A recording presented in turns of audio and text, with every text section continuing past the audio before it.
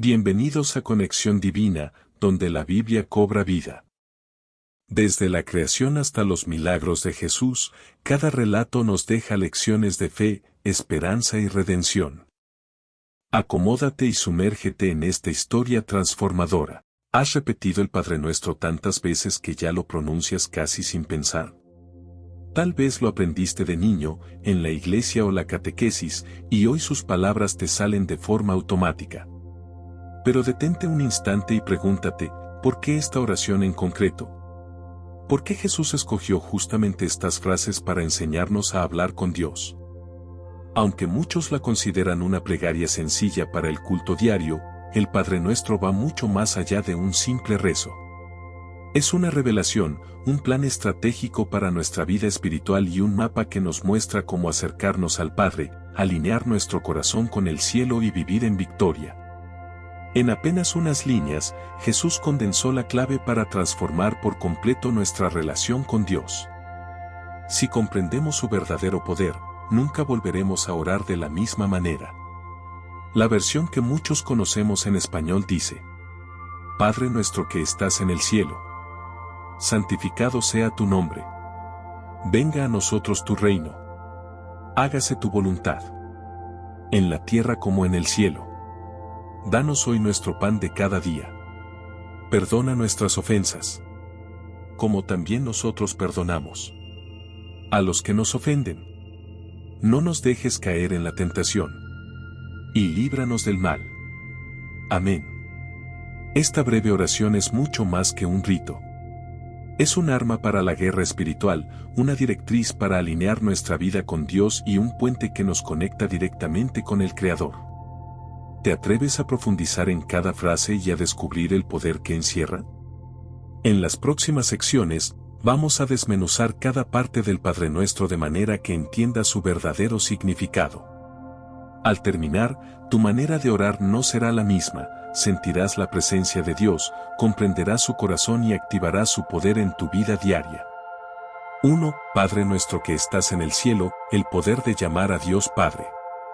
Jesús inicia la oración con estas palabras: Padre nuestro que estás en el cielo. Tal vez estemos tan acostumbrados a decir Padre que pasamos por alto la magnitud de lo que esto implica. En aquel tiempo, y también hoy, muchísimas personas veían a Dios como un ser lejano y poderoso, un Rey supremo al que había que temer. Sin embargo, Jesús nos invita a algo revolucionario: acercarnos a Dios como a un Padre. 1. Una relación íntima y cercana. O llamar a Dios Padre implica relación filial. No nos dirigimos a un patrón ni a un dictador, sino a alguien que nos ama con ternura. O en la cultura de la época de Jesús, un padre era la figura protectora, quien proveía y defendía el honor de la familia. Jesús toma esa imagen y la lleva a la máxima expresión, pues el Padre Celestial es perfecto. 2. El Padre que está en el cielo. O que estás en el cielo no significa que Dios esté alejado o inaccesible. Es un recordatorio de su trascendencia. Nuestro Padre es el creador y soberano del universo, y aún así se hace cercano y accesible. O nos recuerda que, aunque vivamos en la tierra, pertenecemos a una realidad superior. Como hijos de Dios, miramos hacia lo de arriba, porque nuestro Padre reina allí y nos hace partícipes de esa herencia celestial. Pensémoslo así: si un niño necesita algo, no se presenta ante su padre con terror o dudas sobre si le prestará atención. Sabe que su papá lo ama y acogerá su petición. De la misma manera, cuando decimos Padre nuestro que estás en el cielo, reconocemos que Dios nos ama, nos cuida y está atento a nuestras necesidades. Empezar la oración con esta frase es un acto de confianza y certeza de que somos escuchados. 2. Santificado sea tu nombre, entendiendo la santidad de Dios. La siguiente frase del Padre Nuestro es: santificado sea tu nombre. En el lenguaje bíblico, santificar significa reconocer y honrar algo como santo, aparte, supremo. El nombre de Dios no es cualquier nombre, su nombre encierra su carácter, su esencia misma. 1. La importancia del nombre en la cultura bíblica. O en la tradición hebrea, el nombre define la identidad y la reputación de una persona. Cuando hablamos del nombre de Dios, hablamos de todo lo que Él es, su poder, su misericordia, su justicia, su amor. Oh santificado sea tu nombre es un clamor que expresa, Dios, que todos te reconozcan como el único santo, el único digno de adoración. 2. Una declaración y un compromiso. O decir santificado sea tu nombre no es solo alabarlo con palabras, sino prometer vivir de un modo que honre a Dios. O si nuestras acciones diarias contradicen lo que proclamamos, entonces no estamos santificando el nombre de Dios. Así, esta petición nos desafía a conducirnos de manera que el mundo vea en nosotros la grandeza de aquel a quien llamamos Padre. 3. Reverencia en un mundo que banaliza. O hoy en día, el nombre de Dios se usa con ligereza o incluso como burla. Películas, conversaciones, chistes, muchos vacían el nombre de Dios de su significado sagrado. O al orar santificado sea tu nombre, declaramos que no seguiremos esa corriente y que para nosotros, el nombre de Dios es sagrado. Decidimos no tomarlo en vano ni ofenderlo con nuestra conducta. Cuando interiorizamos esta frase, recordamos que nos acercamos al Dios Altísimo, cuyo nombre merece toda reverencia y toda alabanza. Y no solo con la boca, sino con una vida que refleje su santidad. 3. Venga a nosotros tu reino, invitando el gobierno de Dios a la tierra. Venga a nosotros tu reino es, por sí sola, una frase explosiva. Pocas veces dimensionamos lo que implica pedirle a Dios que traiga su reino aquí, a nuestro entorno, a nuestra realidad. 1. Dos reinos en conflicto. O la Biblia habla del reino de Dios y del reino de este mundo. El primero está regido por la justicia, la misericordia y la verdad, el segundo, dominado por el pecado, la injusticia y la autosuficiencia. O cuando clamamos venga a nosotros tu reino, le pedimos a Dios que establezca su manera de hacer las cosas, desafiando y confrontando todo lo que sea contrario a su voluntad. 2. No solo un deseo futuro. O a veces pensamos en el reino de Dios como algo que solo veremos en la eternidad. Sin embargo, Jesús anunció repetidas veces, el reino de los cielos se ha acercado. O esto significa que su gobierno puede manifestarse hoy en nuestras vidas. Cada vez que perdonamos, amamos, servimos o nos mantenemos firmes en la verdad, el reino de Dios se hace visible. 3. Una postura de rendición. O pedir que venga el reino de Dios implica que no estamos buscando levantar nuestro propio reino personal ni imponer nuestras agendas. O significa que aceptamos la autoridad divina por encima de nuestros planes e intereses. Es renunciar al egoísmo y decir, Señor, gobierna tú. Cambia lo que tengas que cambiar en mí para que tu reino se establezca aquí y ahora. En una sociedad enfocada en el éxito personal, en el yo primero, clamar por el reino de Dios es subversivo. Es declarar, Dios, que tu modo de amar, tu justicia y tu verdad dominen mi entorno, mi familia, mi comunidad. Y, por supuesto, todo comienza en el corazón de cada uno. 4. Hágase tu voluntad, en la tierra como en el cielo, rendición absoluta.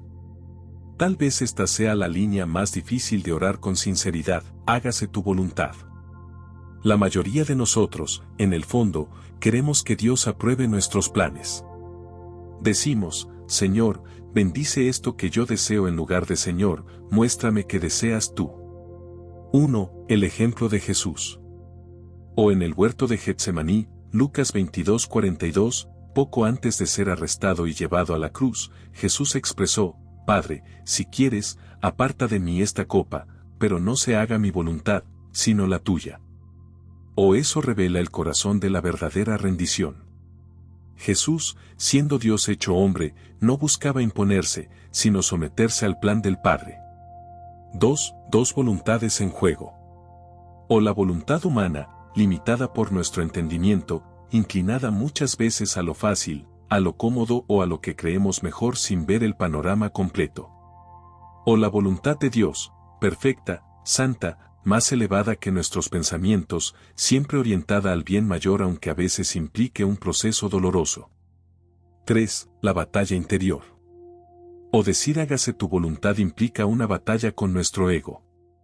Requiere humildad para reconocer que no lo sabemos todo y que Dios tiene un plan superior. O es un acto de confiar en que, aun si no comprendemos por qué ocurren ciertas cosas, nuestro Padre Celestial sigue teniendo el control y sabe exactamente lo que necesitamos. Esta parte del Padre Nuestro nos obliga a reflexionar, ¿de verdad anhelamos que Dios tome el timón, o solo queremos que sea un copiloto que valide nuestros deseos? Rendirse a la voluntad divina no es fácil, pero trae una paz profunda, porque descansamos en el cuidado de un Dios bueno y sabio. 5. Danos hoy nuestro pan de cada día, confianza en su provisión constante.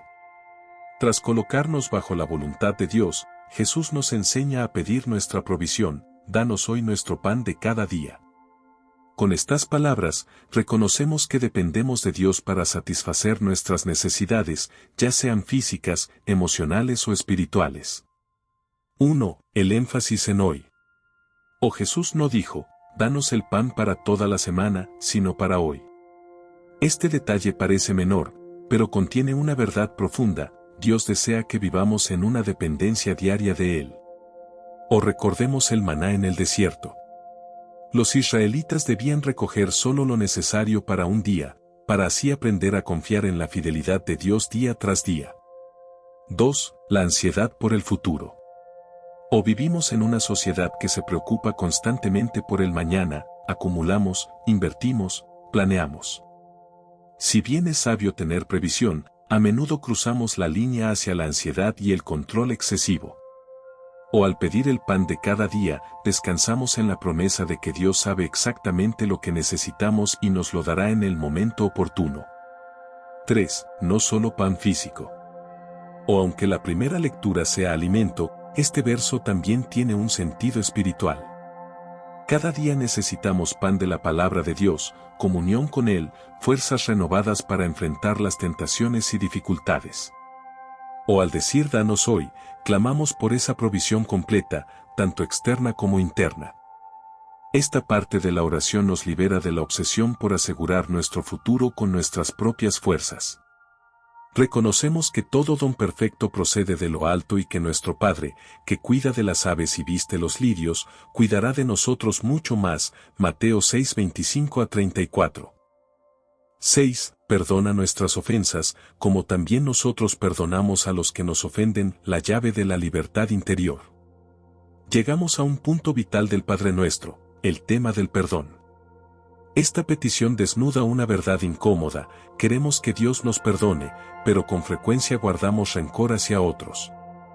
Sin embargo, Jesús es tajante, nuestra disposición a perdonar está unida al perdón que recibimos. 1. Nuestra propia necesidad de perdón. O cada ser humano necesita la misericordia de Dios. Somos pecadores, nos equivocamos y herimos a otros, consciente o inconscientemente. O al pedir perdón a nuestras ofensas, reconocemos humildemente que dependemos de la gracia divina. 2. La condición de perdonar.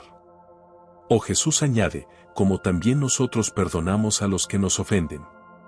Esto no significa que el perdón de Dios sea condicional. Más bien, subraya que no podemos recibir libremente gracia si no estamos dispuestos a darla. O un corazón resentido se cierra a la acción del Espíritu Santo. Si deseamos verdadera comunión con Dios, debemos imitar su compasión hacia quienes nos han herido. 3. El poder liberador del perdón. O perdonar no es aprobar el mal que alguien nos hizo. Tampoco significa que necesariamente haya reconciliación total, a veces la otra persona no quiere o no puede.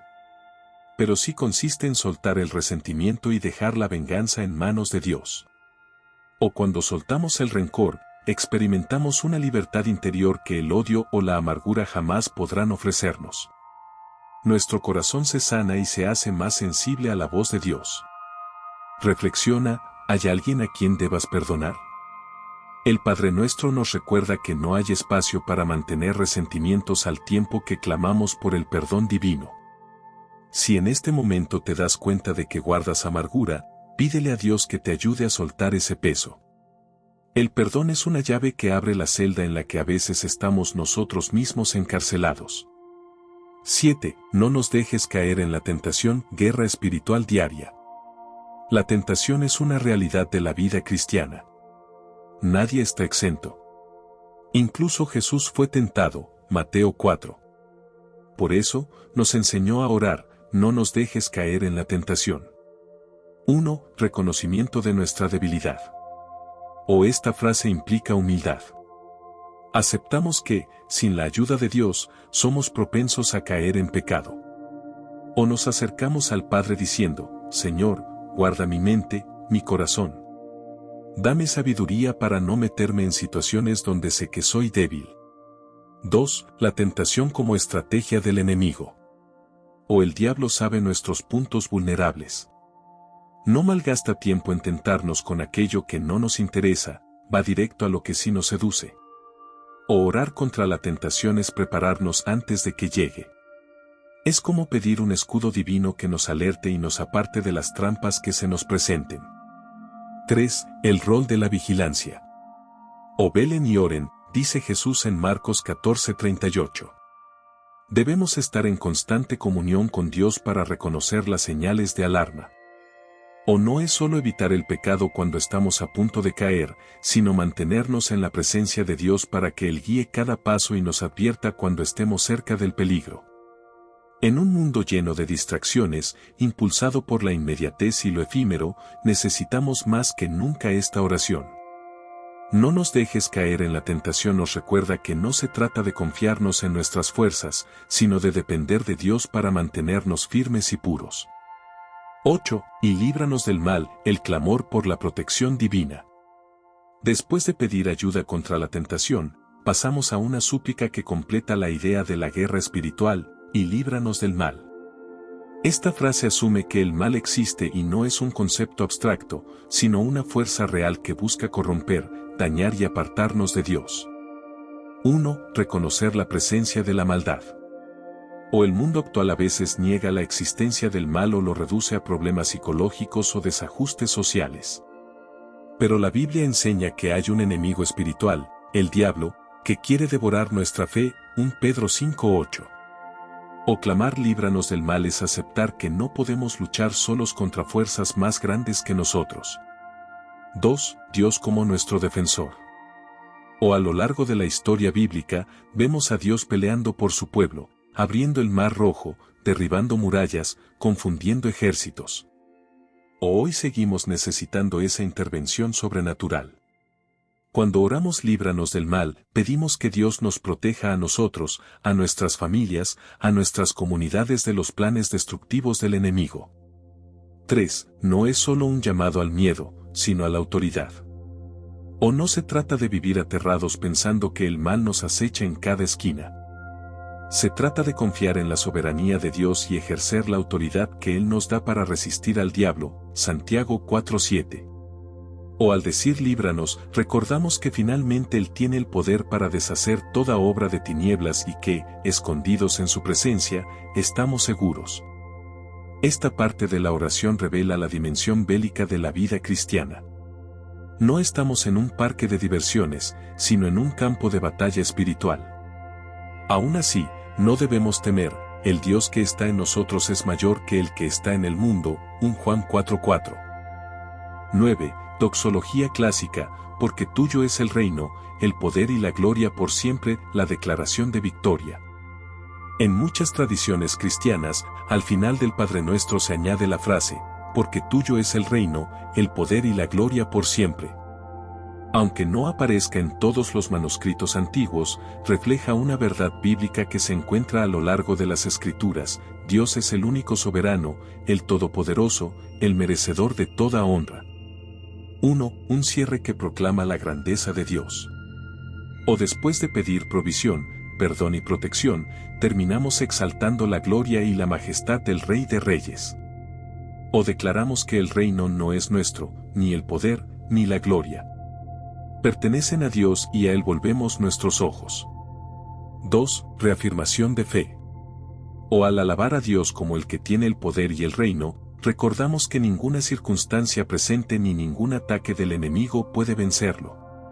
O así, cerramos la oración con una nota de victoria y esperanza, sabiendo que Él reina y reinará eternamente. 3. Un amén con convicción.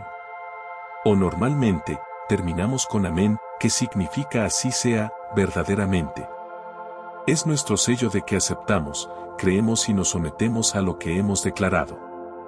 O decir amén tras esta afirmación de alabanza nos compromete a vivir en la certeza de que Dios es soberano y digno de nuestra plena confianza. 10. Lo que esta oración significa para nosotros hoy. Después de explorar cada parte del Padre Nuestro, ¿qué nos queda? Un desafío y un llamado. Este rezo no es un mero ejercicio de repetición, es el mapa que Jesús nos dio para relacionarnos con el Padre. Veamos un resumen de las enseñanzas clave. Padre nuestro que estás en el cielo, nos acercamos con confianza, como hijos, sabiendo que Dios es un Padre perfecto que habita en la eternidad. Santificado sea tu nombre, reconocemos su santidad y nos comprometemos a vivir de modo que honre su nombre. Venga a nosotros tu reino, pedimos que su gobierno, basado en la justicia y el amor, irrumpa en nuestro mundo y cambie nuestras prioridades. Hágase tu voluntad, en la tierra como en el cielo, rendimos nuestros planes y deseos a la sabiduría infinita de Dios. Danos hoy nuestro pan de cada día, dependemos de su provisión cotidiana y descansamos en su fidelidad. Perdona nuestras ofensas, como también nosotros perdonamos a los que nos ofenden, abrimos nuestro corazón para recibir su misericordia y darla a los demás, rompiendo el ciclo de la amargura. No nos dejes caer en la tentación, reconocemos nuestras debilidades y pedimos su fuerza para no sucumbir al pecado. Y líbranos del mal, clamamos por protección en la guerra espiritual, sabiendo que en él está nuestra victoria. Porque tuyo es el reino, el poder y la gloria, recordamos que solo Él merece la alabanza eterna y que todo está bajo su autoridad. Orar el Padre Nuestro así, con entendimiento y con el corazón, transforma nuestra vida. Ya no es una repetición automática o una mera tradición, sino una experiencia de comunión profunda con el Padre, que reorienta nuestros afectos, prioridades y esperanzas. 11. Conclusión: un mapa espiritual para nunca volver a orar igual.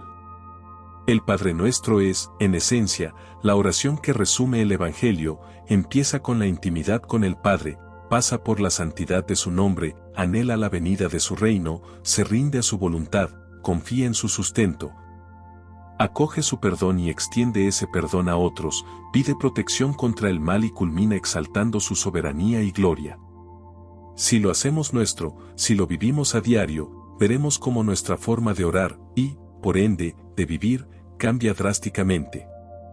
Ya no oraremos con temor o repetición vacía, sino con convicción de que el Dios a quien llamamos Padre nos ama con amor eterno. Es santo y merece lo mejor de nosotros. Trae su reino a nuestra realidad cuando nos sometemos a Él. Provee para nuestras necesidades diarias. Nos perdona y nos capacita para perdonar. Nos protege del poder del mal. Reina soberano por siempre. Invitemos a otros a redescubrir el Padre Nuestro con la misma pasión. Cuéntales cómo cada línea es una puerta hacia la presencia de Dios. Muéstrales que no se trata de un rezo religioso más, sino de una declaración de fe y una estrategia espiritual para la vida diaria. 12. Oración final, orando el Padre Nuestro con profundidad y poder. Para terminar, te invito a que oremos el Padre Nuestro meditando en cada parte, permitiendo que su significado penetre en lo profundo de tu corazón. Padre nuestro que estás en el cielo. Gracias por ser un Padre amoroso y cercano, a pesar de ser el Dios que reina sobre todo el universo. Me presento ante ti no como un huérfano, sino como tu hijo/hija. Santificado sea tu nombre. Reconozco que tu nombre es santo y digno de ser exaltado. Que mi vida refleje esa santidad y respete la grandeza de quien eres. Venga a nosotros tu reino. Deseo que tu reino irrumpa en mi realidad. Que tus valores de amor, justicia y verdad se establezcan en mi hogar, mi trabajo, mi país y mi corazón. Hágase tu voluntad, en la tierra como en el cielo. Me rindo a tu plan, Padre. Aun cuando no entienda todo, confío en que tus pensamientos son más altos que los míos. Danos hoy nuestro pan de cada día. Tú conoces mis necesidades físicas, emocionales y espirituales. dependo de ti para cada una. No voy a llenarme de ansiedad por el mañana, porque creo en tu fidelidad para hoy. Perdona nuestras ofensas, como también nosotros perdonamos a los que nos ofenden. Te pido perdón por mis pecados, consciente de que necesito tu misericordia. Y elijo perdonar a quienes me han herido. Suelto cualquier resentimiento para vivir en libertad y reflejar tu gracia. No nos dejes caer en la tentación. Sabes mis debilidades mejor que yo mismo /diagonal, guía mis pasos, aléjame de las situaciones que puedan hacerme tropezar y dame la fuerza para resistir. Y líbranos del mal. Protégeme, Señor, de los ataques del enemigo. Líbrame de la maldad que busque destruir mi fe, mi familia, mis sueños. Me refugio en tu poder y autoridad. Amén. Si acostumbras a incluir la doxología final, agréguela aquí con toda confianza, porque tuyo es el reino, el poder y la gloria por todos los siglos. Amén. Que estas palabras no sean una recitación más, sino una encendida comunión con el Dios vivo.